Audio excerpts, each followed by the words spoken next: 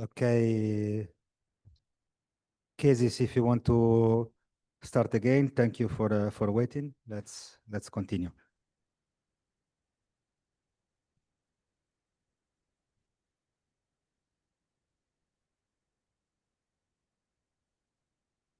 Okay. Yes, perfect. Thank you very much, Deacon. So welcome back. So the next point that we are going to see is about monasticism and its historical development. So earlier we have been speaking about the introduction of Christianity, and after we have been speaking about the establishment of monasticism in Ethiopia, and now we are going to see the historical development of monasticism and its historical development. So in EOTC, even though monasticism, as I have said earlier, traces its history from the time of the patriarchs in the Bible, from the church, the church believes that the order of monasticism starts in the time of the 9 saints. So there are some indications, monastic indications from the biblical personalities, but the appropriate monasticism did not started by them. The church believed that appropriate monasticism and monastic life with monastic rule for the first time introduced to Ethiopia is by the 9 saints. But there is one even history. Before the 9 saints, there are initial monastic behaviors which are actually planted by monks and hermits called tzadkan. There are righteous men. Tzadkan means in Ge'ez, righteous men. So their number is 3,000. So they have founded a monastery some 12 kilometers far from Aksum towards the south. So the place is called by the name Mahibara Devge. So it's a monastery published by Tzadkan. So Tzadkan means the righteous man. So they are not from Ethiopia. Their nativity is from outside Ethiopia. They have come to that place in order to live a communal life. So here also, even though they live a communal life, even though they were monks, even though they established monastery, since they don't have the monastic rule, they never ordained a monk like them who can serve the church. They simply serving the church by living together. But the very name Mahibar itself is introduced. The seed of monasticism is introduced by Tzadkan. So if you read the small booklet published by the monastery, there is a big hagiography about the Tzadkan, but recently a small booklet is published by the monastery about the history of Tzadkan. So there it states that these monks have come from outside of Ethiopia. They lived in Aksum, in the Mahibara Devge, near Aksum. So they established that monastery. That is a 4th century monastery. But it was not a place for monastic life. Another ancient monasteries established in Tigray, but were not the center of monastic life. There are 2. One is the Kirkos monastery, which is found in Wukro, probably some 42 kilometers far from Mekelle, central city of Tigray. The other one is the Kiltawla'alo. In the Kiltawla'alo district, there is one Rokeon church known Abraha Watzwaha by the 4th century kings. So the church is named by the 4th century kings. They are actually canonized as saints by the EOTC. So this monastery is established by Abraha Watzwaha. Even the Kirkos itself is established by Abraha Watzwaha. They are 4th century monasteries. But they were not centers for monks. They were because there is no a single monk who is ordained in these monasteries. But they are earlier. They are monasteries earlier than the monasteries published by the 9 saints. So we have an evidence from the Kibra Nagast, the book, The Glory of Kings. If we read that book, So you will find such a history. So there are other monasteries such as Dabra Mariam, Korkor, Selassie, Dabra Mariam Korkor is in Garalta, and Selassie Dugum around Hausen, Mariam Ayrafada, and Mariam Harikuwa, these are also at Garalta, said that they are built at the 4th century by King Abraham Azwa.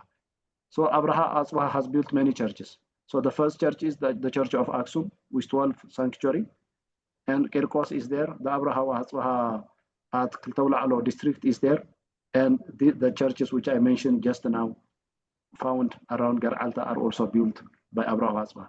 These churches are monasteries they built by Abraham Azwa, but they are not centers for monasteries. So there is also another monastery established by Abba Yohani. The Abba Yohani monastery is another ancient monastery built by Abba. The monastery is built by Abba Aaron, the Gamiche, in the 5th century. In some manuscripts, it says 4th century, during the Aksumite kingdom at the time of Garamaskal. So if it is at the time of Garamaskal, the century must be 5th, because Garamaskal was living at the 5th century. So Abba Yohani is one of the most celebrated monk in Tigray in the 5th century. So his monastery is around Tambe and Abiya Adi, to the left side of Tambe. So as said above, although there were monks and monasteries before the advent of the 9th century, there was no at all monastic rule before the 9th century.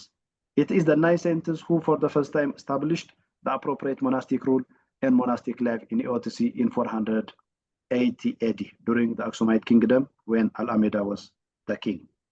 So this is the reality. So the name of the monasteries, the name of the 9 centers, and the place where their monastery established, and the day of commemoration of their feasts and festivities is given here. So you can look at it later. So the 9 centers are said to have spent some years in Pakmian monasteries in the Egyptian desert prior to their arrival in Ethiopia. So Father Josie Jacob, one of the former instructors in Holy Trinity Theological College in Addis Ababa, he has written an article so-called Monasticism in the Ethiopian Orthodox Church, a brief introduction. There he states that the 9 centers have come to Ethiopia through the Egyptian desert monasteries. Taking the work of the 9 centers as a model, many have propagated the monastic and monastic order to different places of the country. For example, in the 13th century AD, monasticism was revived and propagated by prominent figures such as Abba Johannes Kama. This is a monastery near to Mekele, Samra, and Abba Jesus Moa at Haik Stephanos in the Amhara region, Wollo district, Haik Ambassador district, Haik Stephanos, and there is a monastery, Abuna Taklaimanot at Shoa, Dabra Libanos. There is a monk so-called Eustatios, because by the Eritreans, this monk was known as the father of monks. This is the monk who established a monastery in Eritrea, but he is a Tigrayan one. He's a Tigrayan one, but he went to Eritrea and established a monastery there. So these monks are engendered from the monasteries of the 9 centers, but they have established their own monasteries, and from there they established the monastic rule and who made their monasteries as centers of monastic life. Other numerous monasteries have been established throughout central and southern Ethiopia, because the history of monasticism started in Tigray, in the northern part of Ethiopia, but it is not restricted there, confined there. It has propagated. It has went to the southern and central part of Ethiopia. Managesha Amba at Saint Mary in Shoa, which traces their origin to this time. The Rekhon monastery at Lalibela in the 12th century, in the 13th century. This is a Rekhon church. It is a monastery from where the many monks have produced. Later, at around 50th century, a new monastery was established at Gundagundo by the disciple of Stephanos. Stephanos is a well-known, educated monk in Tigray, and his disciples were Stephanites, and his disciples have established a new monastery in the eastern diocese of Tigray. The special place, the name of the special place is Gunda Gundo. It's an ancient monastery. The monastery of it's a monastery of Saint Mary, but published by the monks called Stephanites. So according to the Millennium Book, which is published in 2007, the number of monasteries, both the Cenobitic and Anchoritic, that the church has today owns is more than 400. There are more than 400 monasteries. In every monastery, there are monks and monastic life and monastic rule. This is written in the book. This is written in the book so-called Millennium. There, an article is made by Abba Samuel, Monasteries in Ethiopia. So this is a historical development about monasteries and monastic life in Ethiopia. Let me translate. Yeah, go ahead. So, poi vi daremo le slide così che avete poi i dettagli eventualmente. Comunque ha detto, prima abbiamo parlato dei 9 santi, che è stato un punto cruciale nel monachesimo, però in realtà il seme del monachesimo era già stato piantato prima, perché si riconoscono circa 3000 zadkan, cioè giusti, che sono altri monaci missionari provenienti da varie parti, dall'Egitto, dalla Siria, eccetera, che hanno raggiunto da soli o in gruppo l'Etiopia già nel secolo precedente. Quindi ci sono stati diversi monasteri che hanno preceduto i monasteri fondati dai 9 santi, che poi, come abbiamo visto, ognuno di loro ha fondato una sua realtà, e la maggior parte dei quali sono attivi tuttora, dopo 1600 anni. Però i primi monasteri in realtà si crede che non avessero ancora una regola monastica, perché i 9 santi, tra le varie cose che hanno portato, in teoria sono le regole monastiche, come quella di Pacomio, che hanno portato direttamente dall'Egitto. Quindi queste prime realtà erano dei gruppi di asceti e monaci, però che comunque non avevano in teoria ancora una regola fissa. Poi dopo in realtà nel Medioevo, nel XIII secolo, c'è stata una seconda ondata di movimenti monastici importanti che hanno ancora di più caratterizzato il monachesimo etiopico. E ha citato diversi personaggi importanti in questo, come appunto Jesus Moa, Abune Teklemanot, Eustateos, Samuele Zeweldiba, poi ad esempio Estifanos, e ognuno di questi ha generato una sorta di movimento monastico, fondato dei monasteri, e quindi ulteriormente, diciamo, influenzato il monachesimo etiopico. Alcuni di questi, ad esempio, come Eustateos o gli Estifaniti, avevano una componente giudaica molto forte che cercavano di rinnovare, ma questo poi magari lo vediamo in un altro momento. In questo periodo è anche la fondazione di Lalibela. Lalibela è un complesso monastico che tra l'altro è un sito, molti di questi siti sono protetti dall'UNESCO perché sono considerati molto particolari e importanti per la storia. Lalibela è un complesso di 11, se non erro, chiese scavate nella roccia, monolitiche, che stanno a un alto piano di 2000 metri, che finché non ci arrivi davanti non le vedi perché sono scavate sotto, collegate da dei tunnel, che è molto, molto speciale. Ognuno di questi, comunque dicevamo, di questi personaggi ha avuto un impatto importante, e poi citava che nell'ultima analisi di una pubblicazione di un arcivescovo etiope, Abune Samuel, c'è scritto che in Etiopia sono considerati 400 monasteri attivi, e aggiungo che alcuni dei quali hanno anche 300-400 componenti. Ce ne sono anche di più grossi, ad esempio Waldeba ha 3-4 parti in ognuna di queste, c'è qualche centinaio di monaci. E poi più tardi probabilmente dirà che nello stesso documento si parla di 100.000 tra monaci e monache in Etiopia al momento. Ok, Kesis, please go ahead. Okay, thank you.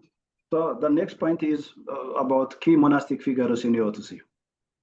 The church, the OTC, has hundreds of thousands of monks in various monasteries and churches, but the most prominent and celebrated monks, especially the monks who are known for establishing monasteries, are around 300. But out of the 300, I have tried to put it here, some of the very celebrated ones only I put here. So adopting the monastic life from earlier monastic tradition of the 9th century, Caleb, the king of Aksumite kingdom, followed the same life by abandoning his home. So Caleb is known as a king. He ruled Ethiopia, but towards the end of his life, he abandoned his throne. He left his throne. He abandoned his ruling. He joined to one of the monasteries of the 9th century, so-called Abba Penteleon. So he lived as a monk there. He died and he was buried there. So after the 9th century, Caleb was the king who is the first monk, known monk, a king who was governing by the monastic rulers and by the monastic life. This is actually confirmed in Lule Malaku's book, page 1-6. As listed out in the book published by OTC at the time of Millennium, the book which I mentioned earlier, the main figures are Johannes Kama is one of the most celebrated monk, Abba Yohani Zatamben, the other 5th century monk, and Jesus Moa is one of the disciples, one of the monks who established a monastery in Haik Stephanus. But he himself is one of the disciples of Abuna Aragawi. Actually, Abuna Aragawi established his monastery in the 4th century, in the 5th century. But Abba Jesus Moa is one of the Zagwe's monks who became a monk from Dabradam. So these monks are produced from Dabradam. And Abuna Taklahaimanot, the monk who established a monastery at Shua, at the central Shua, at Dabra Libanos, is also the product of Dabra Damo. Ewas Tatios, Abuna Madhani Nagzi, Zadabra Bankol, Samuel Zawaldeba. Samuel Zawaldeba is the disciple of Abuna Madhani Nagzi. Samuel Zawagag, Mahibara Selassie at Hagara Salam Tamben, at the Tamben, Thomas Zamadr Haida, Stephanos or Stephanitis. These are some of the well-known monks. And the monastery, these monks have established centers for monastic life. So following the footsteps of the 9th century and King Caleb, many have joined the monasteries founded by the 9th century, and later the monks engendered from these monasteries have founded their own monasteries in different places and have produced uncountable monks. Uncountable. So the 9 monks, the monasteries of the 9 monks were the only monasteries, and the monks who have engendered from these 9 monasteries have established another monasteries, and the monks who have produced from the late monks monasteries have also opened another monasteries. So in such way, the history of monasticism in Ethiopia became nationwide. And many hundreds of thousands monks have been engendered from all these different monasteries in the country. So, for example, there is a book, a chronicle, there is the book of Chronicle about Paulus, the late Patriarch of Ethiopia. If you look at the pages from 26 to 31, all the monasteries established in Ethiopia are listed out. They are in hundreds. So we can check that book. According to the book published by Abba Samuel, Biblical Testimony, another book, Biblical Testimony about Ethiopia and its people, there are more than 3,000 notable monks. These are the notable monks. I'm not talking about the general monks the church owns or the church has. There are hundreds of. This is actually to the left, this is the picture of Abuna Tekle Haymanot, and to the right, this is the monastery established by Abuna Tekle Haymanot at the 13th century. And this is another monastery in the southern region of Tigray, Abuna Samuel, the Waldeba. So this is Waldeba Monastery, which is established by Abba Samuel. So look at the monks of the monastery. So this picture shows the picture of Abba Samuel and the monastery established by Abba Samuel. The next point is about the order of monkhood. But there is a rule from the very beginning of the entrance of the monks to the very end of their life. Every monk is to be ruled by the rules of the monastery. And the monasteries have got the rule translated from Arabic into Ge'ez. The rules of Antony, the book of Antony, the life of Antony, which is written by Athanasius, the patriarch of the Egypt, is translated into the Ethiopian language. The rules of Pachomis have also translated into Ethiopian. So these are the basic rules of monastic life in the monasteries, so by which the monks are supposed to be led. So as to the AOTC monastic tradition, nearly all monasteries have nearly the same orders for ordaining a monk. There may be a slight variation in each monasteries, but nearly all the monasteries follows the same order. For example, anyone who is in need of the monkhood ordination, regardless of from where he come from, he is privileged of acceptance. So regardless of, irrespective of language, irrespective of culture, irrespective of race, irrespective of color, anyone who is in need of, who wants to become a monk, he is privileged to become. So he is eligible to get acceptance. But until after 7 days, nobody speaks with him. They welcome him. He stayed 7 days alone. They wash his feet, give him a resting place. A resting place. So 7 days or 1 week, one subae is a resting time. Let him calm down. Let him take a rest. Then after realizing that the man has come to become a monk, the one who is in charge will give him an advice about the burden with monkhood. Initially, the candidate will be given a work. Then after 3 years of examination, through work and prayer, he will be ordained. So by the time he is admitted to the monastery, he is not going to be ordained. There is a procedure. There will be an examination, both an examination in prayer, an examination in work. He must be tested. And the duration for examination is 3 years. So below 3 years, he cannot be a monk. He must be examined for 3 years fully. After that, when the community, the monks, the community living in the monastery confirmed that he is capable of becoming a monk, and knowing that, realizing that he is very much interested in to become a monk, they ordain him as a monk.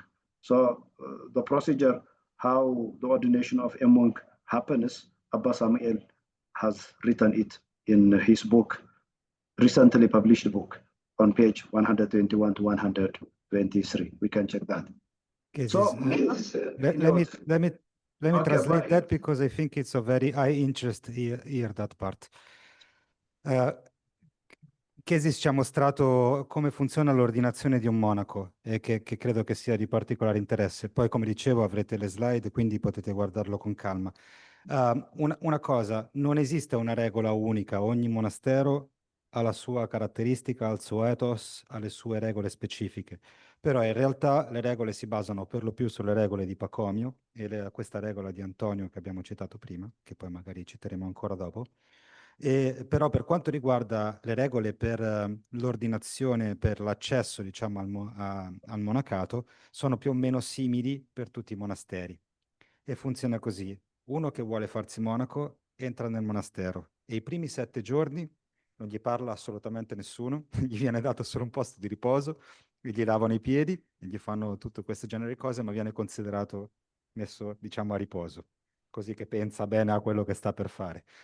A quel punto comincia un periodo, se veramente vuole farlo, quindi prima gli viene spiegato quanto è dura la vita del monaco, quanto è difficile e quanto cercano di bloccarlo dal farlo.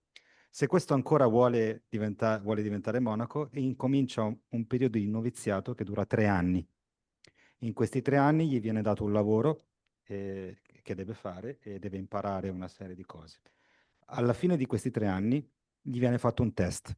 sia un test sul lavoro che ha fatto, sia un test sulle preghiere, perché nel monachesimo etiopico, anche in realtà anche in chiesa, è tutto qua, tutte le preghiere sono in testa, quindi i monaci ad esempio sanno tutti i salmi di Davide, sanno tutte le preghiere, molte preghiere, la liturgia è tutto a memoria e quindi di conseguenza viene testato per la sua preparazione.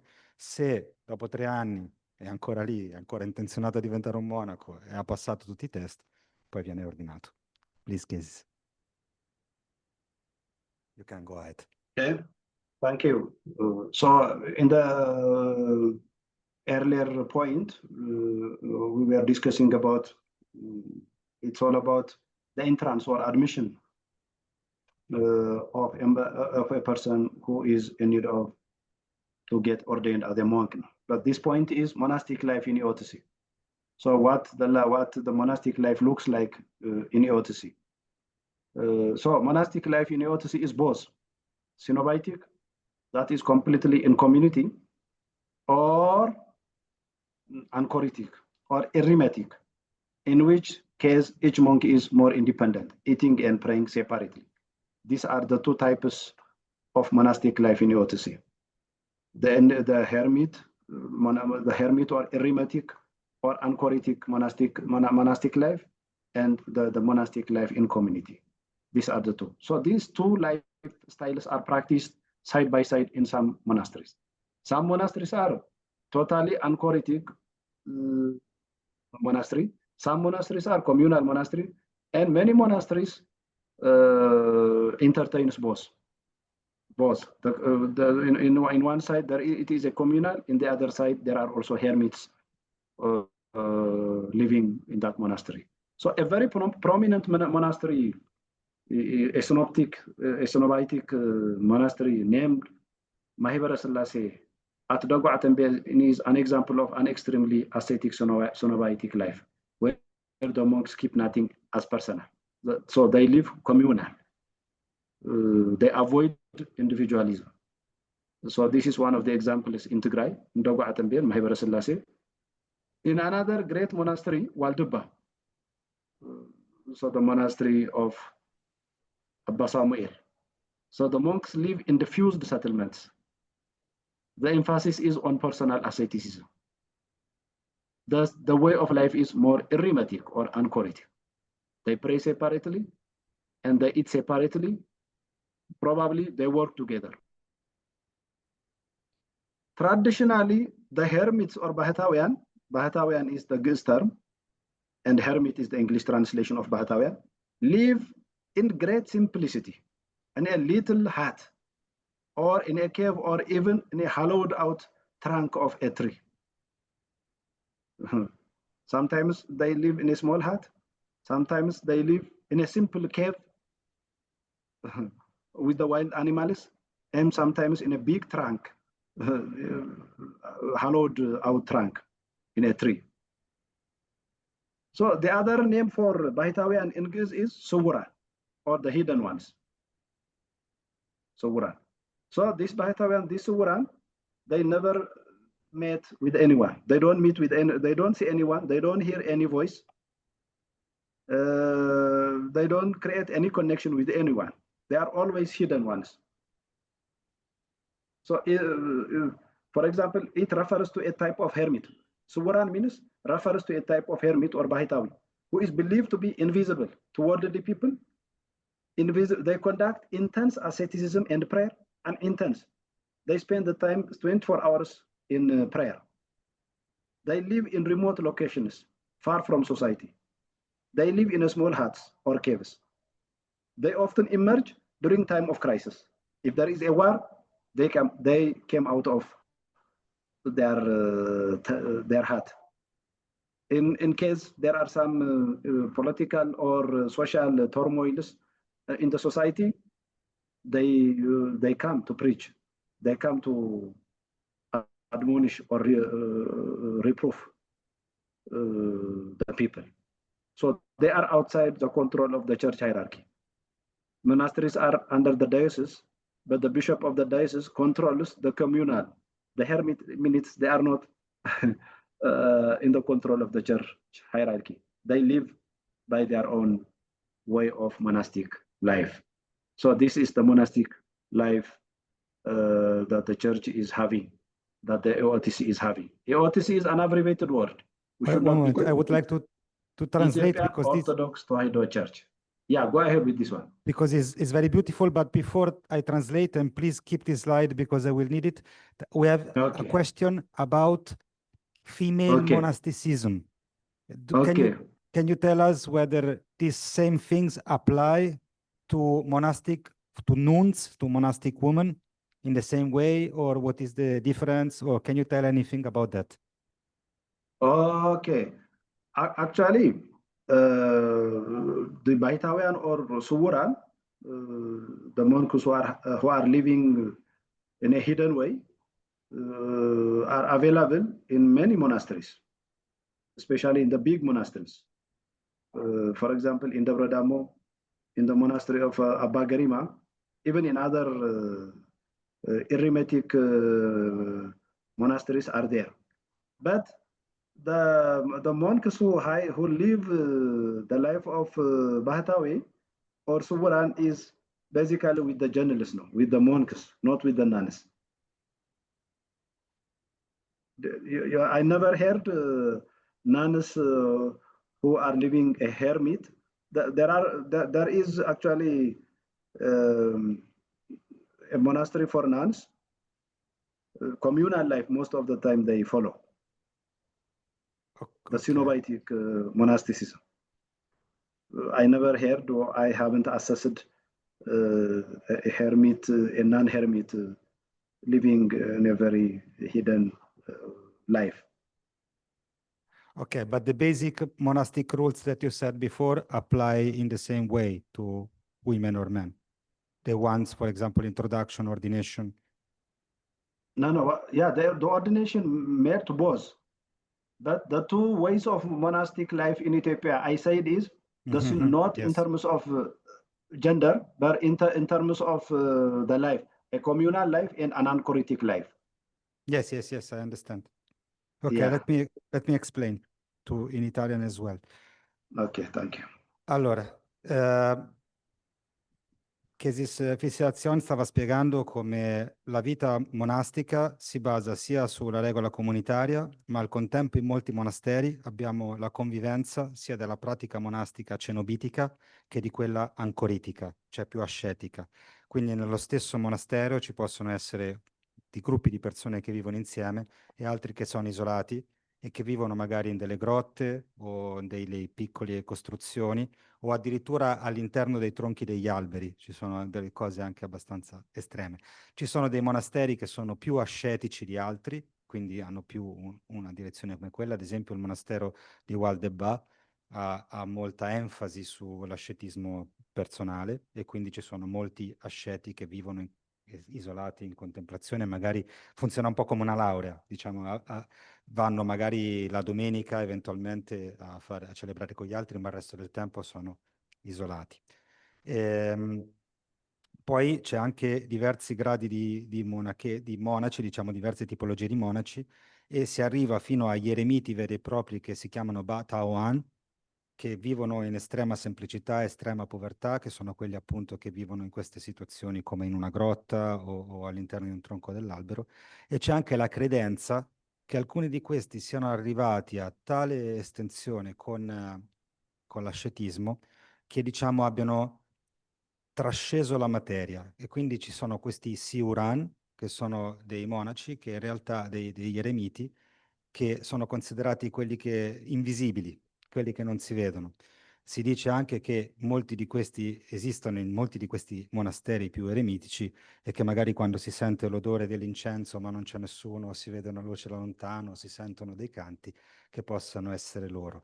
È una cosa molto bella che ha detto Chesis Fissazione, che dice anche che questi appaiono nei momenti di crisi, politiche, crisi, guerre, eccetera, sono nei momenti principali in cui questi monaci più ascetici appaiono, in qualche modo anche per dare consiglio.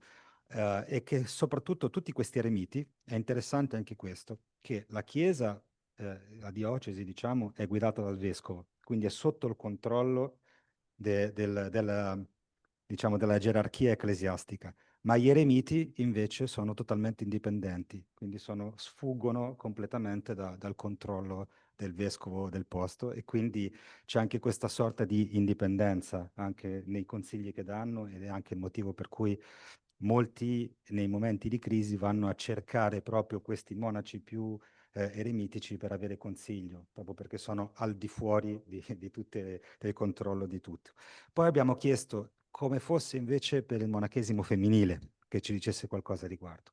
Allora, per quanto riguarda le regole all'introduzione al monacato, sono fondamentalmente uguali, però quello che ci diceva è che per quanto riguarda la vita comune o la vita eremitica, normalmente, per quello che conosce lui, la maggior parte delle monache fanno vita comunitaria, quindi non ci sono molte monache conosciute. Nella storia ci sono vari sante abbastanza estreme, se vogliamo, però nella maggior parte dei casi questi eremiti sono più in genere dei monaci uomini, mentre le donne molto spesso hanno una vita più comunitaria. Okay, Kesis, you can go on. Thank you. Okay, thank you. We shall move to the next point. Next slide. So it is about monastic rules and orders. So monasteries have their own rules and orders. The rules and orders are not originated from them, but they are translated from the rules and orders of Pacumis and Coptic fathers, and even some Byzantine monastic fathers. So it is traditionally believed that the 5th century 9th saints translated the monastic rules of Saint Anthony and Saint Pacumius into Greek, so the classical language of the Ethiopian civilization. So these translations have helped the later monks, to get rules to govern their behavior.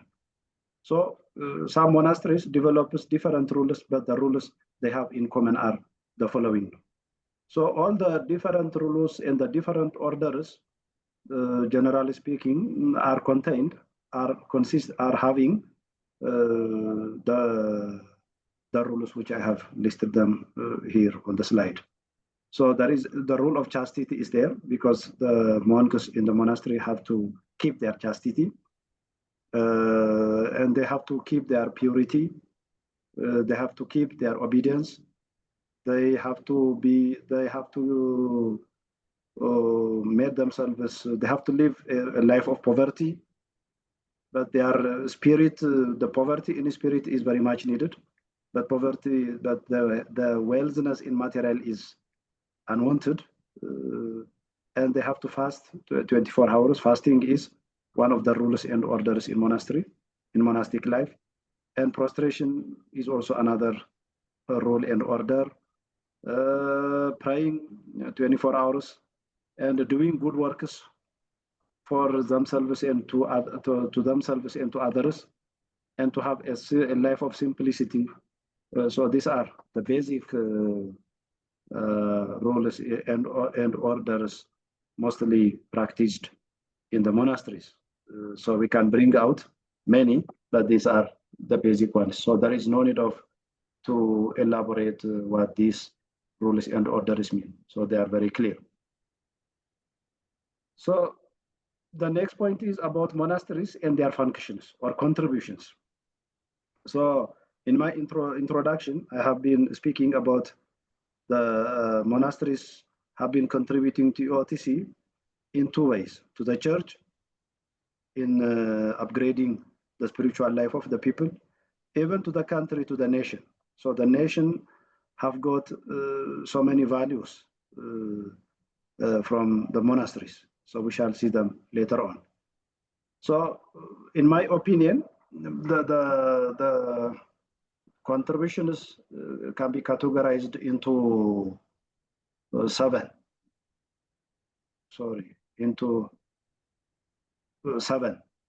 The first one is the monasteries are centers for spreading Christianity, because the monks in the monastery, their main vocation is to spread the gospel and to preach Christianity. This is one. And the second one is the monasteries are centers of education. Centers of education. The Bible itself is to be studied in the monastery. So the monks in the monastery, they don't only pray.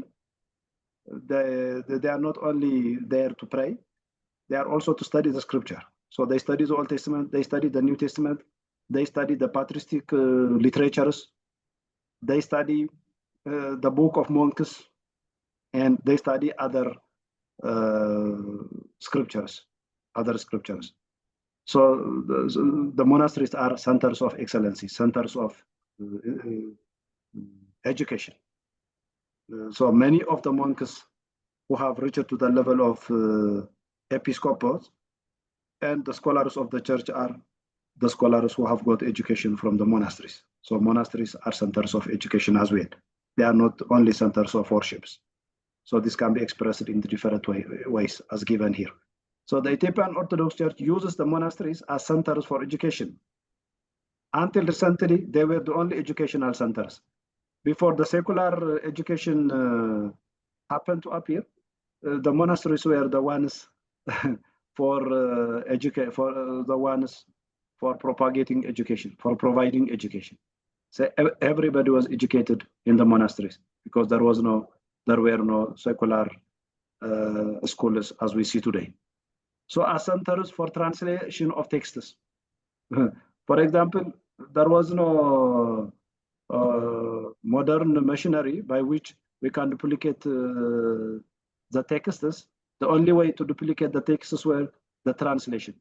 So that is the calligraphists. The monks in the monastery were calligraphists because they prepare the material for parchment and they prepare a traditional ink and they write it by hand. So the manuscripts are the scripts which are written by the hands of the monks. So, for example, one of the 9 saints, Abba Garima, which I have said earlier, the illustrated gospel, which I have shown you before, was a gospel which is written by the hands of Abba Garima himself. So he translated it from other gospels. So that by itself is one indication. Even Abba Jesus Moa in his monastery, if you look at the hagiography of Abba Jesus Moa, more than 800 texts he has translated now. The Dugwa itself is translated by Abba Jesus Moa. So all the monks, all the educated people who have come up from the monastery have translated so many texts. So the monasteries themselves are centers for translating texts. As centers for development of art, centers for civilization, centers for hymnology. Saint Yared is the hymnologist, the one who introduced the hymn. He composed 5 books. So he created the hymns. So this is this have been disseminating to the people through the monasteries. And the monks in the monasteries, they write books, new books. And the architectures we see in the city, in the country, are the effects of the monasteries. So monasteries, generally speaking, were centers for education. For example, the basilical architecture of the Zagwe dynasty at Lalibela and Imrahan Nakrusos Church shows heavily the Aksumite influence. The Aksumite influence, in essence, the nine saints in Tigray, who for the first time introduced how to make a rock-hewn church. So the rock-hewn church is not started in Lalibela, even though that is more promoted by people. But the reality, the rock-hewn churches, there are more than 60 or 100 rock-hewn churches in Tigray. So the architecture for building a church has come up from the 9 saints in the monasteries. So the oldest 5th century biblical manuscript belonged to one of the 9 saints, as said, known by name the Gospel of Abba Garima. This is already, I explained it orally. So it is registered by UNESCO as World Heritage. Similarly, the Abba Yusuf Ma is also like that. For example, a writer known Gabriel Hans Gabriel Mariam, in his book, The Fitawism of the Aksum Ziyaret, on page 35, what did he say? Religious values, law and order, paintings, hymns, and Saint Yared compositions have all come to the church through the monasteries in Tigray.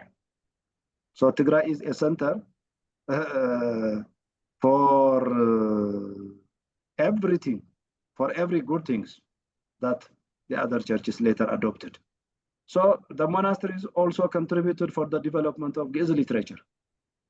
Ge'ez have been there from the very beginning of, even before Christianity, but the language has got its own form. The advanced form of the language is made through the contribution of the monks in the monasteries. So at present, Ge'ez has reached to the level of advancement. The third one is the monasteries are centers for worship. This is obvious. Monasteries are places of unceasing prayer, centers of all liturgical services, durable for 24 hours. There is no specific hour for prayer. There is no specific hour for liturgical service in the monastery as we see or as we do outside the monasteries. Monasteries are center of prayer, center of spiritual services or liturgical services for 24 hours, day and night. So the formation centers. More than anything else, the church uses them as spiritual formation centers. What did this mean? People with mental disorder or with unethical behavior stay in the monasteries for certain periods to take a formation training from the fathers in the monastery. So the Church of Ethiopia is very vast, and there are hundreds of thousands of deacons, monks, priests. So in case when unethical behavior is shown in certain deacons or bishop or priests, so the effective formation center for molding the deacons and priests were the monasteries. So they will be sent out to the monastery and they take some advices and teachings from the old monks with exhaustive graces and blessings. So they will be reformed in the monasteries. So monasteries are centers for spiritual formations. So monasteries have been also using for healing both physically or spiritually or psychologically. Because the monasteries have created the tzabel, the holy water, by which they heal people who are suffering with different diseases or sufferings, whether it is mentally, whether it is physically. So they are centers of healing. People with different diseases gather together from all directions to the monasteries in search of healing. And the monasteries are sources of social values. The peace, mercifulness, love, living in unity, and the friendship, the brotherhood and the sisterhood. All these values of Christianity are produced basically from the monasteries. So the monasteries works on these spiritual values. So the nation is very much benefited from in strengthening, in keeping the unity of the people, the unity of the nation, because of the contribution of the monasteries, the surrounding monasteries. And the last one, they produce scholars, they produce monks, and they produce bishops. So nearly all the scholars in our church, in EOTC, they all have come out from the old monasteries, which were the centers for education. So you don't find a school detached from a monastery. The monasteries themselves were schools. So the scholars in our church, they all have come out. They all are educated from the monasteries themselves. So they have produced an immense scholars. They have produced monks for spiritual services, and they have also produced bishops. The bishops are not something to be ordained from outside the monasteries. The bishops are the former monks. So they are to be selected from the monks in the monasteries. So the present members of the synod of the church are bishops of the contribution of the monasteries.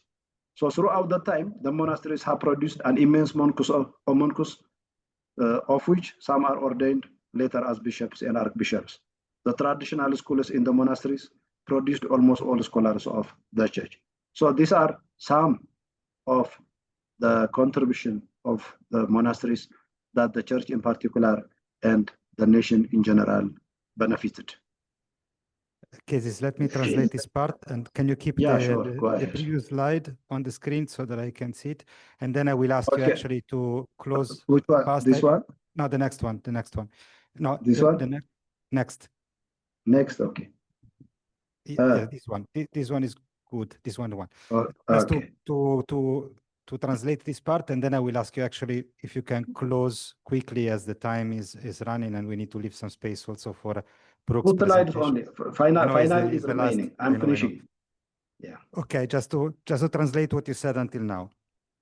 Abbiamo detto prima che i monasteri, ognuno di loro, in realtà ha potenzialmente una regola propria, dovuta alle caratteristiche del fondatore, e anche se è un monastero più o meno ascetico, però tutti quanti si rifanno in realtà a questa regola di Antonio e regola di Pacomio, che si crede sia stata importata in Etiopia nel V secolo. Dopo la regola di Pacomio, come vedremo in un altro momento, ha delle caratteristiche particolari in Etiopia e quindi è un po' diversa dalla regola che conosciamo nelle altre tradizioni. Comunque tutti hanno in comune degli elementi base, che sono la castità, la purità, l'obbedienza, la povertà, il digiuno, l'elevato numero di prostrazioni che vengono fatte durante la preghiera, la preghiera continua, le opere buone verso tutti coloro che vengono al monastero, all'interno del monastero, e una vita estremamente semplice.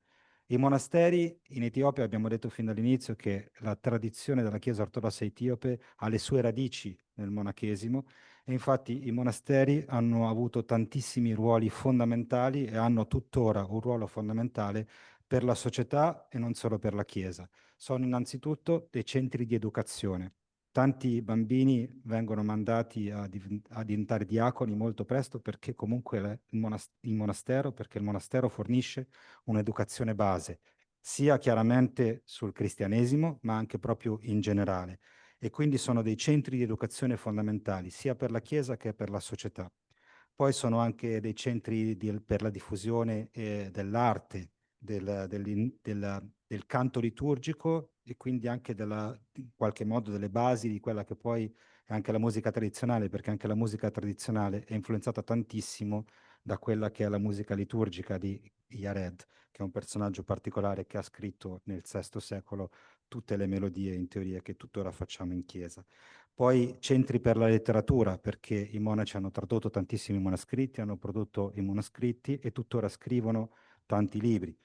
Quindi anche centri dell'architettura, perché l'architettura dei monasteri, specie di quelli antichi, diciamo, ha in qualche modo sviluppato i modi per costruire i monasteri, ma ha anche continuato nella storia, ad esempio l'architettura axumita, come abbiamo visto ad Ebredamo, che è un monastero antichissimo e tuttora ha una struttura che viene da 1400 anni prima ed è tuttora stabile. Molti sono protetti dall'UNESCO proprio per questo valore storico importante. Sono anche dei centri spirituali fondamentali, centri di preghiera continua, volendo 24 ore su 7, sono dei centri in cui c'è sempre, diciamo, la preghiera. Sono anche dei centri di cura. In molti posti, specie se stiamo nelle campagne, in realtà non ci sono accesso agli ospedali e oltretutto non c'è necessariamente una conoscenza profonda di quelle che siano le malattie psicologiche, eccetera. E quindi questi monasteri forniscono anche supporto per tutte queste generi di problemi, tramite l'acqua santa, le preghiere, ma anche tramite dei corsi, per cui gente che ha delle problematiche, diciamo, si va nei monasteri e fa una sorta di passa lì, diciamo, un certo periodo in cui viene in qualche modo educato a degli elementi della spiritualità che sono benefici per il suo stato. Quindi sono sia dei centri di formazione, dei centri di preghiera, ma anche dei centri di cura fisica, spirituale e psicologica. Sono anche dei centri di valori sociali, per cui anche nella storia hanno aiutato in tanti modi a sviluppare pace, unità e amore anche in maniera educativa nei confronti dei governi politici in qualche modo. E, tra l'altro non da meno diceva appunto come ultimo punto che tantissimi scholars, quindi tantissimi letterati della tradizione etiopica hanno studiato nei monasteri, che sono il primo centro di educazione e sono anche il centro di produzione di tanti monaci, ma anche dei vescovi, perché i vescovi nella tradizione etiopica sono tutti monaci e quindi vengono selezionati dai monasteri tra i monaci dei monasteri. E quindi tutti i grandi vescovi, arcivescovi e patriarchi della tradizione sono tutti provenienti dai monasteri. Ok, Kesis, please, go ahead. Okay, thank you. So I'm about to finish. 2 slides only remaining. So this is actually about the current status. This gives us current information about the monasteries and the monks in the church. So currently, the OTC owns more than 400 monasteries and more than 100,000 monks and nuns throughout the church. So this is specifically given in this Millennium Book. So except a few, the entire monasteries are functioning well and still working as centers for spreading Christianity. So as centers of education, as centers of worship and spiritual formation, and still producing stability through the various values mentioned. So this is not the history of yesterday or day before yesterday. Even this is the history of today. The monasteries are working as centers for spreading Christianity.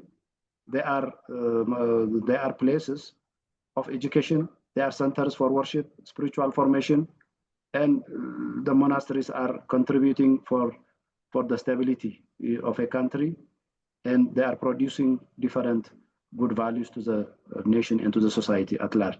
So this is actually the current status about the monasticism in Ethiopia. So I'm concluding with this remark. So from the very beginning of its conception, the Ethiopian monasticism has given a paramount significance to the church in particular and to the nation in general. In every aspect, monasticism has played a great role. The appropriate worship we see today, the advanced spirituality people strive to hold, the level of education we achieved today is the result of monasticism, I say. Monasticism and orthodoxy are the two sides of the same coin. They cannot separate one another. They are very much tied up by the aim. So the general history of the Orthodox Church is the history of monasticism, and this monasticism has preserved and kept the church from the infiltration of modernity and secularist ideology.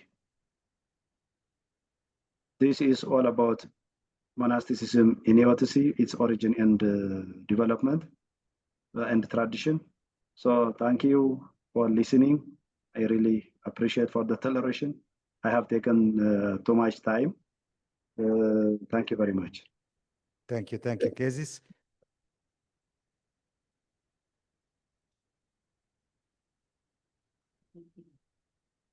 If you can stop sharing, we will now go for the next presentation, which will be a short contribution from Diakon Brook. Just to maybe underline what you said at the end in Italian. Ha sottolineato nell'ultimo messaggio ciò che aveva già detto dell'importanza del contributo del monachesimo, ha anche detto il monachesimo e l'ortodossia della Chiesa sono due lati della stessa moneta. Quindi la Chiesa ortodossa non può sopravvivere in nessun modo senza il monachesimo. Ok. Thank you very much, Kesis. Ok. Diakon Brook, before we start, maybe you want to give Ok, you mean Ok.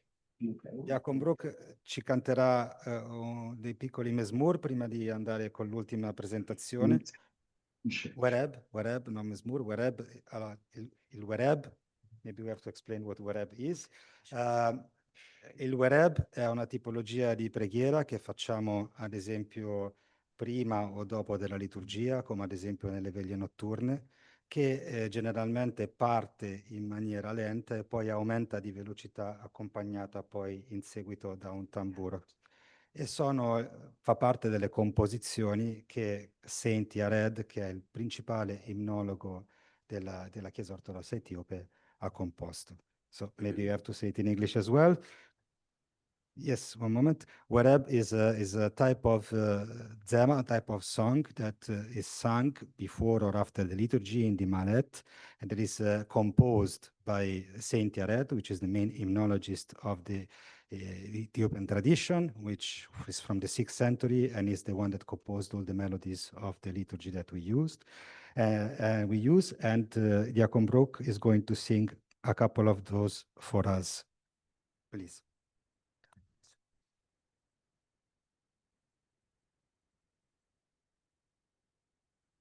Again, I would like to greet you in the name of the Triune God, the name of Our Lady, the Virgin Mary, the Mother of God, the name of the holy angels, the holy women, and the men. Amen. The first one is Haben exio ainta amro watra kiaka iraya wa azanhi kala zabahatitika isma'a. Grant us, O Lord, eyes of understanding and the strength of your wisdom, that we may see. Grant us eyes of understanding, understanding other diversities, understanding of diversity in views, in mentalities, maybe in religions or in belief systems. Unless people have the Holy Spirit, they will not have such kind of important basic needs. And give us ears to hear from the words you're teaching us. Yeah. That we see a positive things in every movement, not a negative seekers, but the eye, the beautiful eye that see diversity is a beautiful, that the creator of the diversity is the creator by himself. So please give us the ear and the see that follow such kind of belief system or life system. Thank you, and I will do it in Zema or music. Let me translate it in Italian. Quello che canterà sarà appunto questo Wareb, che significa concedici, o Signore, gli occhi della comprensione e la forza della tua sapienza, così che noi possiamo vedere. E dice non sono gli occhi fisici, ma sono gli occhi dell'anima che ci possono dare una comprensione di vedere al di là delle differenze e anche magari anche delle differenze di religione e di comprendere in profondità. E dacci anche, Signore, le orecchie per sentire la parola dei tuoi insegnamenti.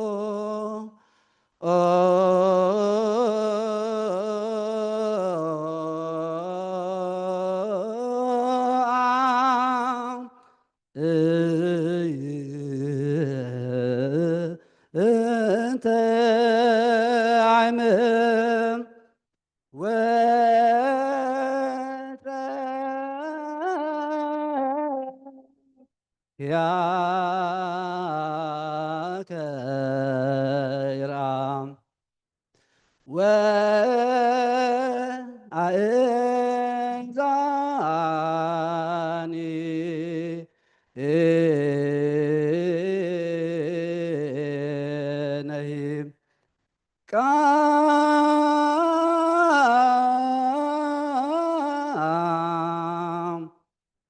ዓለም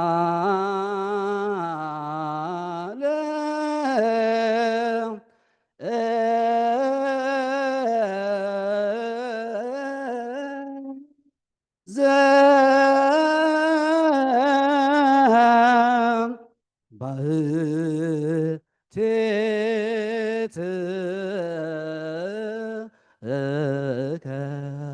እስመ ጽላት ዘሙሴ ጸጳጦስ ዘሲና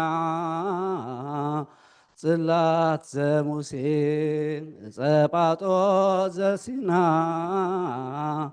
ጸናጽል ጸናጽል ጸናጽል ጸናጽል ጸናጽል ለአሮን ካህነ ጸናጽል ጸናጽል ጸናጽል ጸናጽል ጸናጽል ለአሮን ካህነ። እግዚአብሔር ይመስገን።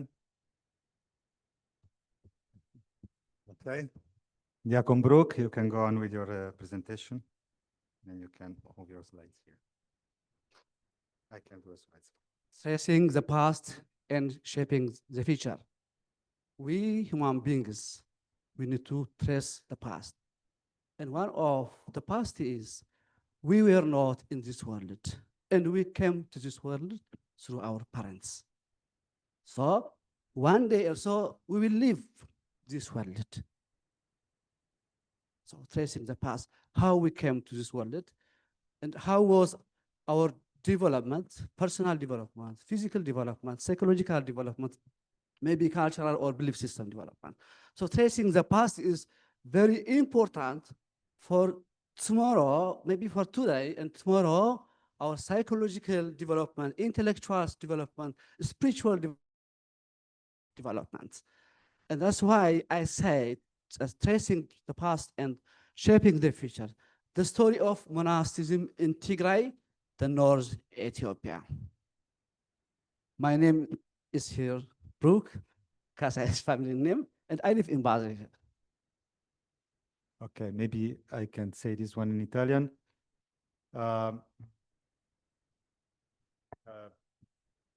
Diakon Brook ha studiato nell'Università della Trinità a Addis Abeba, dove ha ottenuto un baccalaureato in teologia. Dopodiché ha studiato anche nell'Università di Berna in Switzerland, dove ha un master in social anthropology e studi di genere, minor gender studies.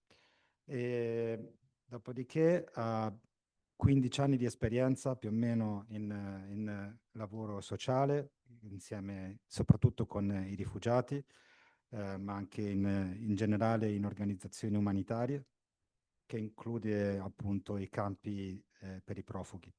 E parla amarico, tigrino, che è la lingua madre, amarico, tedesco e inglese. E in realtà è svizzero adesso come documenti. Per quanto riguarda il contesto religioso, è diacono da 30 anni, 30 years, diacono more or less, diacono da 30 anni, era diacono in Etiopia, viene dallo Shire, dal Tigray, dove era anche responsabile della Sunday School, sarebbe il catechismo per i giovani.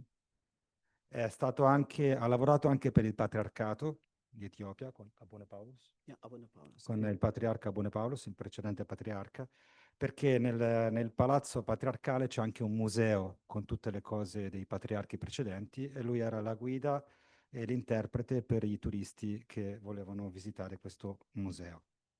Ed è anche nella nostra Chiesa il principale insegnante della parola, è anche consigliere per coloro che hanno problemi, ma anche è stato questo prima nella Chiesa etiope e poi dopo la guerra in realtà ci sono state delle divisioni e tuttora siamo con la Chiesa del Tigray. Ma è anche un membro del gruppo ecumenico delle Migration Churches a Basilea, che sarebbero tutte le chiese di tutti quelli che sono venuti a Basilea da varie parti del mondo, che include in realtà tutte le dominazioni cristiane, quindi sia cattoliche, ma in realtà anche protestanti, ortodosse e tutti quanti, e ogni tanto durante l'anno ci sono dei momenti in cui ci si rincontra e lui rappresenta la componente etiope in questo contesto. Ok, please. Thank you so much. As you see, outline of the presentation, maybe the third one the second one, the contribution of the monasteries are widely and professionally presented by Cassis Fisahatzion. So maybe just I don't need to, I need to avoid repetition. Maybe I would like to 2 or 3 parts. If not, it will be repetition for you guys. And you will say, Brooke should not come at that time because he needs repetition. Okay. Alcune cose sono state già dette da Chiesa Fisahatzion, quindi salteremo delle parti per andare più sulle cose per non ripeterci.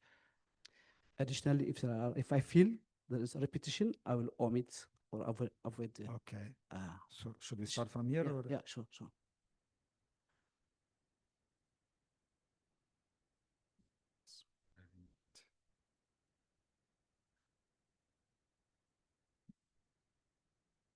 Concepts and belief system. Concepts and beliefs of monasticism in Ethiopia. In the Ethiopian Orthodox Tewahedo Church, monasticism or monastic life is a response to the call of Christ. If you wish to be perfect, go sell what you have and give it to the poor. Here, Jesus said 3 paths, 3 ways for spiritual perfection. And the first one, he said, go, detach from your comfort zone. Go from your physical, material comfort zone, go. One path or one way.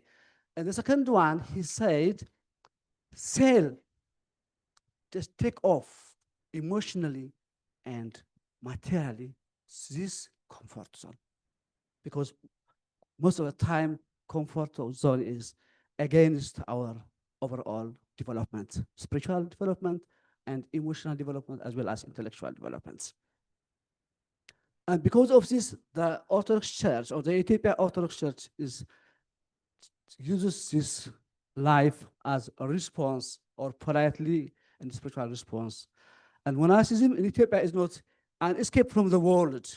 Most people misunderstand that monasticism is an escape from the physical world. But the more we are new to the monastic life, the more we live in the monastic life, the more we will be tempted by the evil agents, by the evil spirits. The devil will focus on that one. So it doesn't mean monastic life is not an escape from the physical world or from temptations, but it is a struggle, spiritual struggle.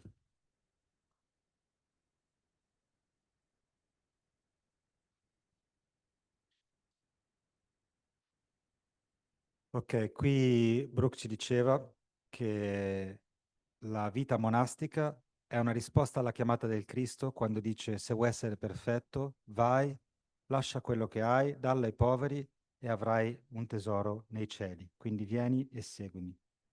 Quindi non è semplicemente una fuga dal mondo fisico, ma è piuttosto un combattimento spirituale. Infatti, se vogliamo, la vita dei santi, the life of saints, is gedle. Perché gedle significa combattimento, perché appunto è un combattimento spirituale per realizzare il regno dei cieli, e questo attraverso la disciplina e la devozione. The historical background and origin of monasticism in Tigray, I divide it, because I will say it more in a overview way. One is proto-monastic life in the prehistoric era or time. This is Yaha. Yaha civilization is a civilization before the Aksumite kingdom. And this is the Amit kingdom, which was Yaha was center of this kingdom. And archaeological evidence shows this temple is a large temple, which was during the 7th century. In Etiopia noi in realtà nella zona del Tigray abbiamo un tempio che ci mostra una base, diciamo, proto-monastica, perché c'erano sacerdoti e persone che vivevano in questo tempio, che risale al VII secolo prima di Cristo. Quindi questo è precedente in realtà all'impero Aksumita, che è quello che poi è diventato uno stato cristiano. Many historians and archaeologists say this is Afro-Asian kingdom. I mean, Yaha civilization. Molti storici dicono che questo è un afroasiatico, un regno afroasiatico, perché appunto aveva delle caratteristiche sabee. Yeah, Sabian, Sheba. And here, they asked what religion was there. The temple was dedicated to a divinity, which is very similar to the divinities you have in Mesopotamia at this time. But anyway, Brooke will build more on that here. it was a religion similar to Mesopotamia, and it's also they worship the moon of God, of the god of moon.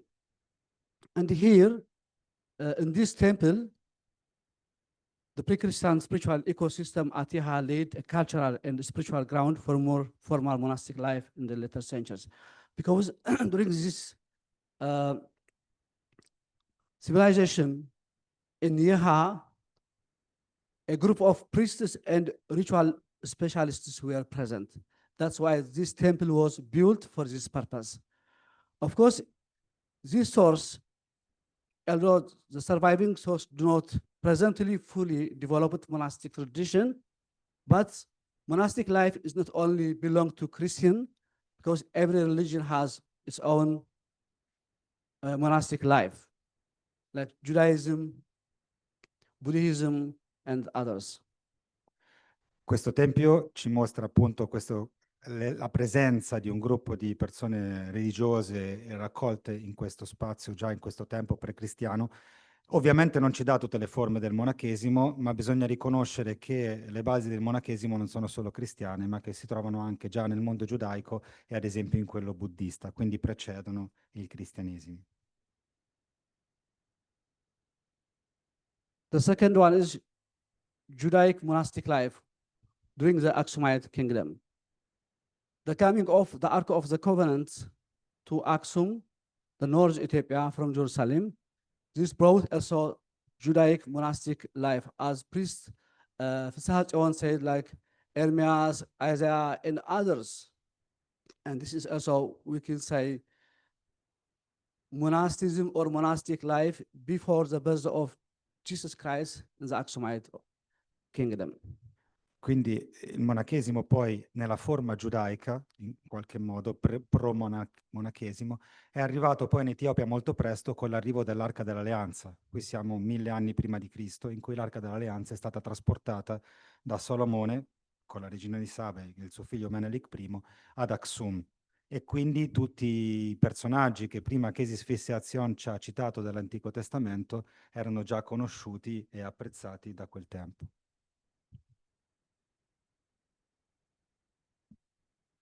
The arrival of Christianity in the early 1st century to Aksum. Acts 8:26, the baptizing of the Ethiopian eunuch is Bacchus by Philip in Jerusalem. Also, this arrival has its own role on monastic life in Tigray, or in North Ethiopia and all Ethiopia, of course. And this we see the picture of the eunuch of Ethiopian. Ok, quindi come abbiamo visto prima, l'arrivo della cristianità è considerata nel Tigray del 34 d.C., come ci raccontano gli Atti degli Apostoli con il battesimo dell'eunuco Bacchus. Christianity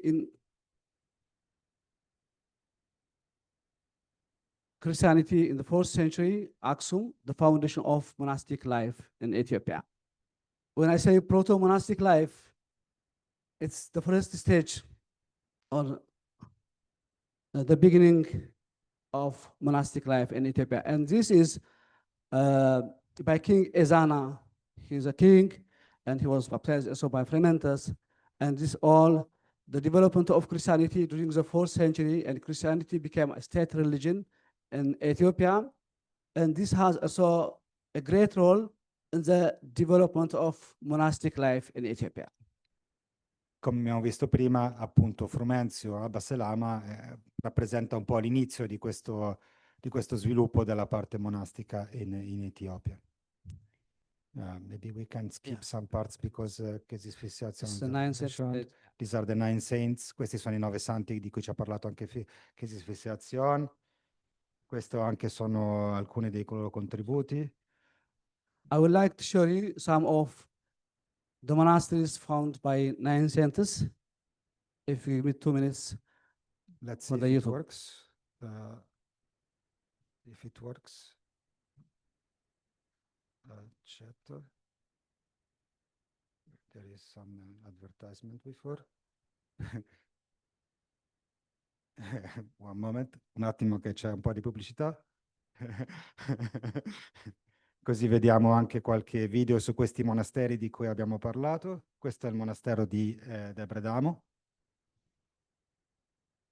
E l'entrata, l'ingresso al monastero. Questo è dall'alto. Questo è l'ingresso del monastero, appunto. Fondato da Abune Regawi, qui c'è scritto nel 537. L'ingresso è tramite, andiamo un po' più avanti, questo è come si accede, si entra e si esce dal monastero.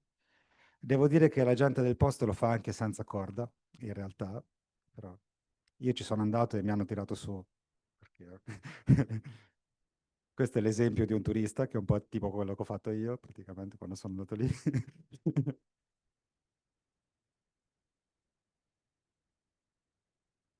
Allora, maybe I have to tell the story of Abune Regawi while we see the video. I can say it in English quickly and then in Italian. So Abune Regawi, when he found this place, he realized that this mountain was a very spiritual area where he wanted to found the monastery, but there was no access. So the geography, the Gadol, tell us that Kidus Michael, so the Archangel Michael, came there and told to a very big serpent to help him to carry him up. So the string, that the cord that you see here that is used, it's made of leather and recalls the story of the serpent. Quindi quando Abune Regawi si è avvicinato a questa montagna, ha riconosciuto subito che questo sarebbe stato un posto spirituale dove era perfetto per fare il monastero. Però non c'era un modo di accedervi. E quindi l'arcangelo Michele ha comandato a un serpente molto grande di aiutare Abune Regawi a salire fino in cima. E questa corda che viene utilizzata per tirare sulle persone è di una pelle, è di pelle, è in realtà antichissima anch'essa, e rappresenta anche un po' il serpente. Ok, then this one moment. I have to share again the presentation. I made a mistake on the video, but I have to stop the video. How do I stop the video? One moment, here, like this. Stop it. How do I stop it? One moment. Let me do like this. This. Stop. Exactly. Then share again. The presentation here, and then Abune Yamata. Questa è l'altra chiesa che abbiamo visto prima nel video, che sta in cima. Yes. Ok. 300 metri di stapiombo.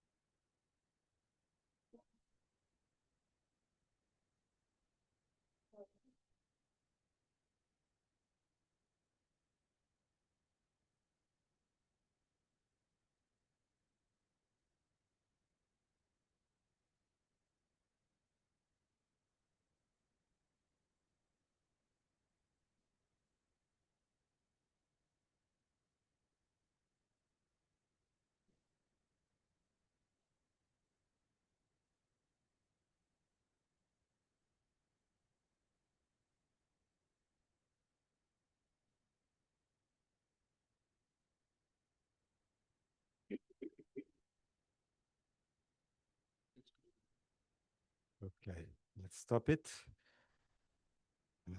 Just to say that personally I was there, and I think for me once in a lifetime is sufficient to do this. What is the contribution? Yeah, Because contribution, preservation of ecology and biodiversity. maybe.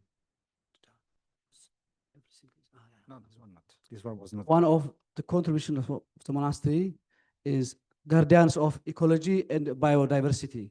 Monasteries in Ethiopia, particularly in Tigray, as example, because the reason why I said in Tigray is because the title of my presentation is Tigray, but it doesn't mean it's only in Tigray, but it's in the whole Ethiopia. Monasteries in Ethiopia, particularly in Tigray, have played a crucial role in environmental and ecological preservation. And when you go to the monasteries, even the rule of the monasteries avoid cutting trees, forests, and killing wild animals. If you go to the Western Tigray, to monastery of Waldeba, Samuel is questo. if you see Abune Samuel, who founded the monastery of Waldeba and Devra Abai, he was using wild animals, especially lions, as means of transportation. This means the monastic members should be friendly not only to human beings, but also to all living things. Animals are not danger. They just need training. And here, Abuna Samuel Zawaldaba was quite friendly with animals, and he was using lion as means of transportation.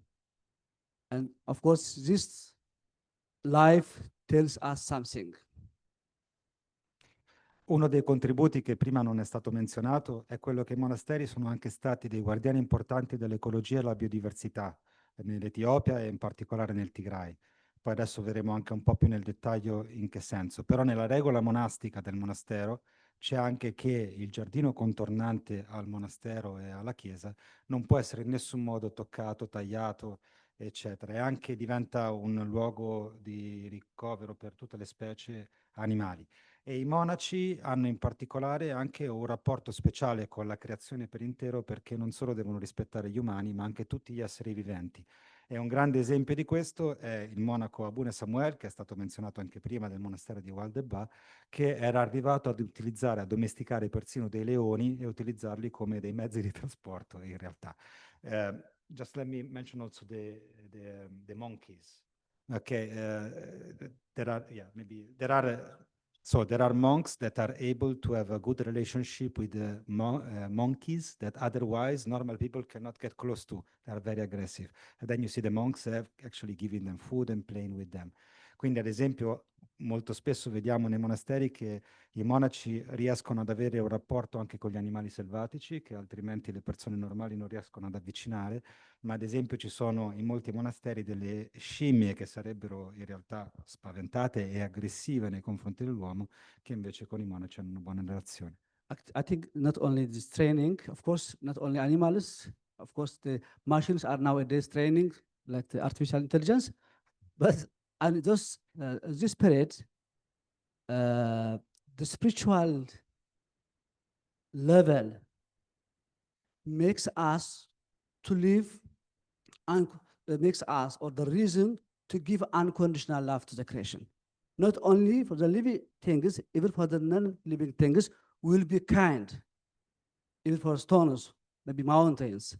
So the reason is a divine power. The divine power is the source of any power. Is Abune Samuel is originally from Aksum, Tigray, North Ethiopia, and his life was full of prayer, fasting, respecting people, simple life. The animals read our feelings, intuition. Apart that, the spiritual, as I said before, if we have a good eyes, which sees beyond, not only animals, even the evil agents, evil spiritual agents, we can friendly to us, like the history of Samra Christos.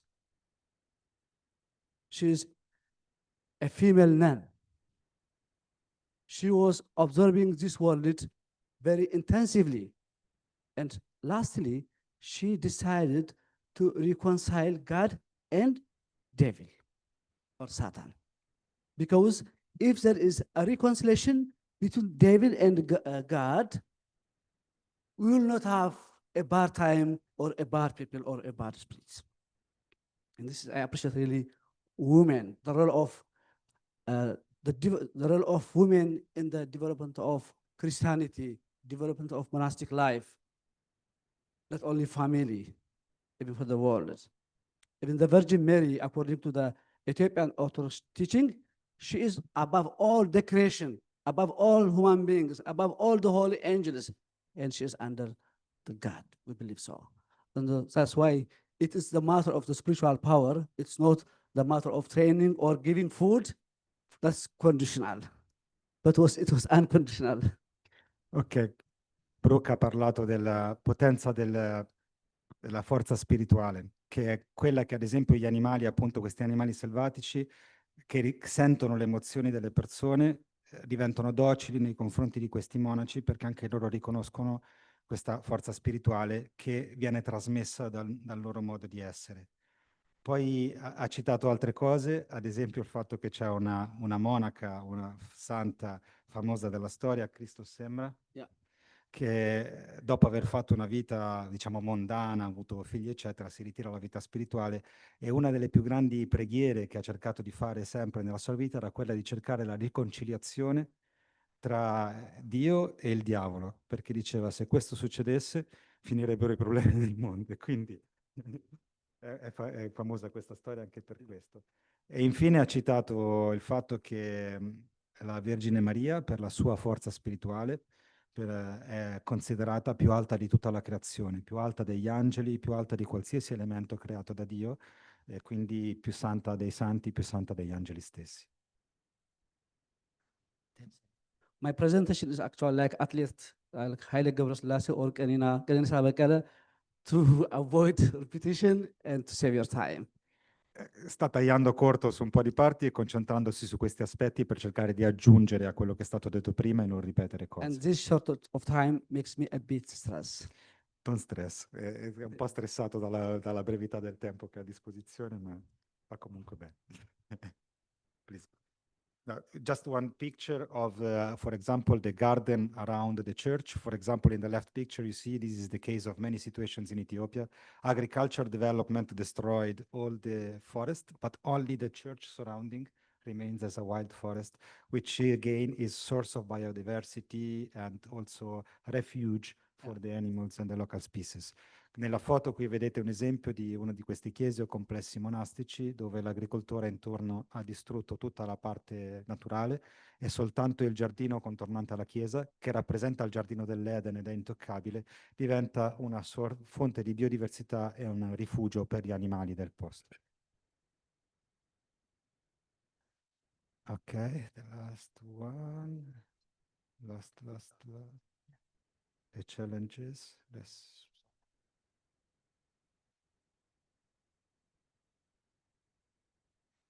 Okay. Current major challenges facing the monasteries of Tigray as well as Ethiopia. Now focus on the case that is Tigray.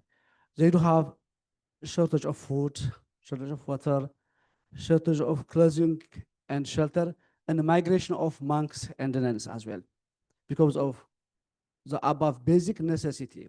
When I see in Europe, especially in Switzerland, there is much foods, but here, those monastic members have no the chance even to eat one per day. One bread per day for them is very high or heavy to get.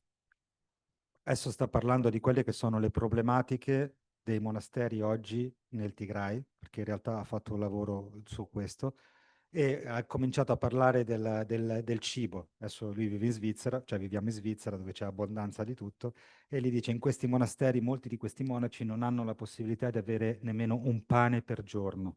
Ci sono dei giorni che non hanno assolutamente accesso al cibo. Shortage of water, clothing and shelter. Mancanza d'acqua e di vestiario e anche di un po' un tetto sopra la testa.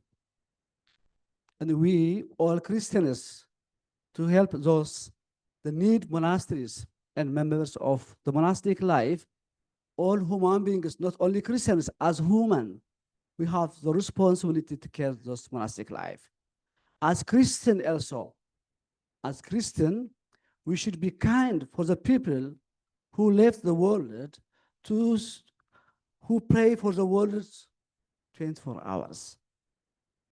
E noi cristiani abbiamo anche la responsabilità di prenderci cura un po' di queste persone, perché loro fanno in realtà tanto per il mondo, anche con la loro preghiera continua, pregando sempre per tutti quanti e conservando tutta questa vita spirituale, e quindi hanno bisogno del supporto di tutta la famiglia cristiana. Humanitarian organization, international organization, church organization, local, regional, national, and international governments should concern to help the monastic members in Tigray. Recently, they had 3 years ago, they have genocidal war in Tigray, and as Cassis Priest Visagion said, many Suran who were living an ascetic life because of the war, the genocidal war, they were obliged to leave their monasteries and to come to the cities of Tigray. Un altro problema è che per via di queste ragioni tanti sono dovuti migrare fuori dai monasteri e verso la città e verso altre dimensioni. Poi, se vogliamo, recentemente ci sono stati anche 3 anni di guerra tra la parte amara e diciamo il Tigray, che ha fatto sì che anche molti di questi eremiti che vivevano isolati, quelli più eremiti di tutti, hanno dovuto lasciare questa dimensione e magari andare a ritrovarsi nelle città, e quindi perdendo la vita spirituale che stavano cercando di fare. It's not only the basic needs, they had also psychological trauma. Quindi non solo problemi di cibo, Because acqua, of the war. eccetera, ma anche psicologici che comporta tutto ciò. Yes. The last one, the importance of continuity of monastic life for the new generation's wellness. It's based on the Ethiopian Orthodox monastic life experience in Tigray. I would like to share you. Monastic life is very important for the balance of the spirit and the soul. We have 2 elements, physical element and spiritual element. If we always care for the physical element, the blood and the other part of our body high, and the spirit will be empty. And that's why many rich people, many professionals, many professors, many scientists, many politicians, even if they are rich in the physical world, since their spiritual body is empty, they kill themselves, they kill others. They fell in deep depression. So monastic life is very important to this world. We should motivate monastic life. We should be at the side of the monastic life. You guys who are nuns and monks, I would like to show you that you are lucky. Your monastic life is not from choose, it's a call from the heaven. Stava parlando dell'importanza appunto della vita monastica per le nuove generazioni e per il mondo intero. Ha detto che abbiamo tutti quanti una componente fisica e una componente spirituale, e molte persone che hanno tante ricchezze e tanto successo nella vita hanno magari una componente fisica molto importante, ma poi sono vuoti nella parte spirituale, e quindi nonostante abbiano una vita diciamo piena di ricchezze, poi comunque uccidono, si suicidano, vanno incontro a tanti problemi. Quindi la vita monastica, che garantisce questo supporto spirituale alla comunità, è fondamentale per il bene di tutti quanti, e quindi stava dicendo dobbiamo motivare la continuazione di questa vita monastica, e stava anche ringraziando voi monaci e suore e monache che insomma continuano questa vita e che quindi fanno tanto per la società di oggi. The detail of the presentation you will get from the PowerPoint. Thank you for your attention. If you have questions, I am available here.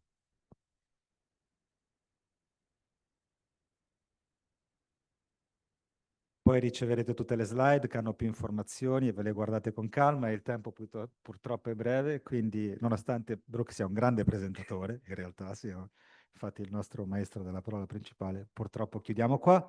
Okay, thank you very much, Diacon Brooke. Do you want to close with a final prayer or a mezmur or something for Yeah, them? sure. Please. ጸጋ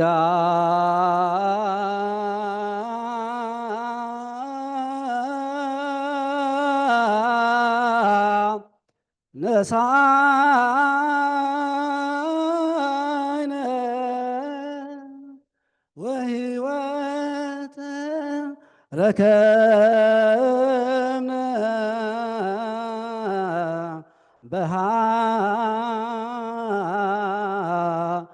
ለመስቀሉ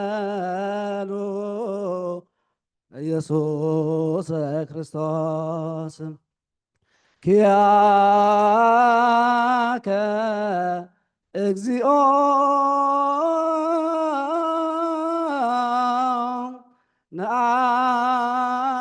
ነአኩት ነሲአነ ጸጋ ዘእመንፈስ ቅዱስ Tantissime grazie, grazie tanto a tutti voi che avete fatto conoscere in un modo più diretto questo mondo, perché di solito, come dicevo all'inizio, il nostro contatto con il mondo monastico di solito viene ridotto al nord d'Egitto e sembra che tutto finisce lì, e la testimonianza del monachesimo etiopico. Io l'ho conosciuto in Terra Santa e per questo sempre mi sono interessato, e quando ho conosciuto Michele ho pensato in questa possibilità. E dall'altro penso, no, che il lavoro che può sviluppare Michele per il dottorato può anche arricchire per Sant'Anselmo, che voi sapete is the only monastic university, Sant'Anselmo. Per questo per noi significa fare eco e far conoscere tutto il mondo monastico, no? E dunque grazie tantissime di tutto questo, e dall'altro ricordate anche di una preghiera, perché tutta questa regione che loro ci hanno presentato del mondo monastico hanno sofferto una guerra molto dura poco fa, pochissimo fa, che anche ha fatto soffrire tanto i monasteri, e soltanto che veramente la tradizione di fede, come hanno spiegato, di fede che è sempre stata legata al monachesimo, fa andare avanti, no? Davanti a tutte queste sofferenze che hanno vissuto. Dunque affidiamo alla vostra e nostra preghiera la continuità della vita della Chiesa ortodossa etiope come dei nostri confratelli monaci là. E grazie tanto ancora.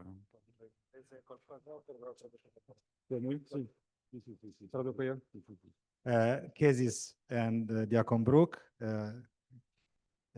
Father Fernando was thanking us for the contributions, because he says that normally, let's say in this context, the knowledge about ancient monasticism comes only about Egypt or other similar dimensions, and it's very rare for them to get to know details about the one instead related to Aksum and the Ethiopian environment. So I was very thankful for all these contributions, which is important for them. And as you know, this institute is actually the only existing monastic university. So for them it's important to get to know about all forms of monasticism.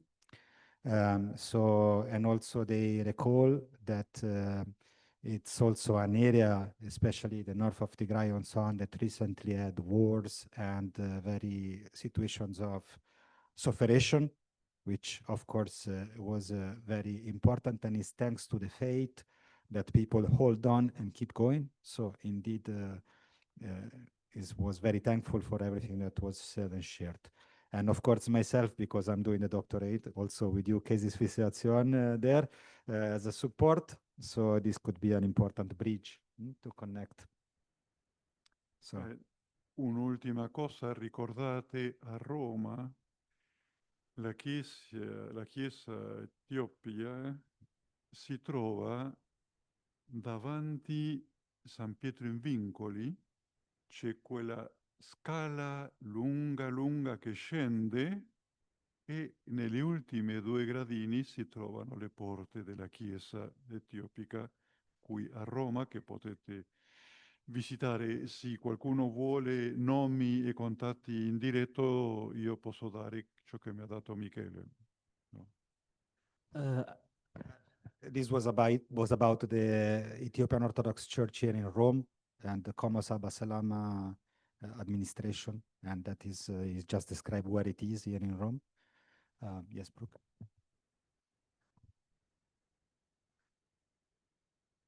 I would like to say something about Padre Fernando. I met him, he came to our rooms in the morning, and I see from his humbleness, from his approach, the universality of monastic life. When I was a child, I was visiting many holy monks, holy nuns and monks, and I see him today, and I confirm that the universality of monastic life, his humbleness, his care, and I feel that I know him since many years. He's a good friend of mine, and that is one of the fruit of monastic life, and really I'm very proud of him. Va bene.